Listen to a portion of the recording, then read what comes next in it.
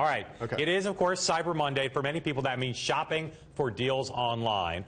For businesses, it means trying to lure people into the stores. And for the president, it means a potential boost for an economy that has been, since he took office, sluggish or a little better than that, maybe somewhat better than a little better, but still sluggish. Some sectors are improving, like housing and unemployment.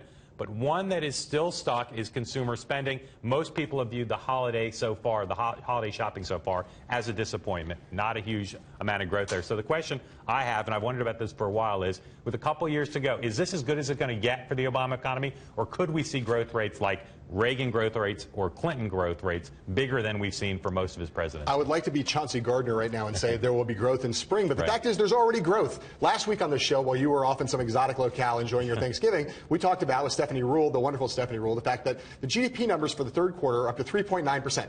3.9% is the best number that we've had in like a decade, and it is better than the average growth rate in all 8 years of Bill Clinton's presidency, which I know is now the gold standard for economic prosperity in America. So but you think we're going to see growth above 3.5 for the rest of his presidency? I don't know the answer to that question, but I'll tell you, things are looking pretty good right now. The problem is, as we have discussed on the show in the past, it's that wages are not rising, and people will not feel good until wages rise. But that's a 20-year problem in the American economy. You can't blame Barack Obama for stagnant wages unless you want to blame every president going back to Jimmy Carter. Well, there's a couple things. One is the household income.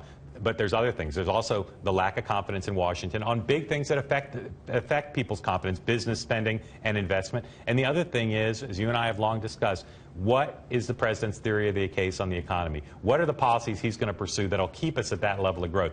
That is a great rate of growth if it could keep up. It'd be great if it were higher. But the problem he has is, I think, he's running out of time to put in place the fundamentals, not just long-term, but medium term, to have those kind of growth rates long-term. If the president ends his term in office with 3.9% growth and it stays at that level, around 4% for the next 2 years, people will be damn happy heading into 2017. If it keeps up, I'm skeptical, particularly with the consumer spending the way it is right now, that the fourth quarter is going to be as good as the third quarter. You could get your wallet out. You could probably drive up consumer spending considerably before the holidays if you really wanted to make a personal commitment to doing that.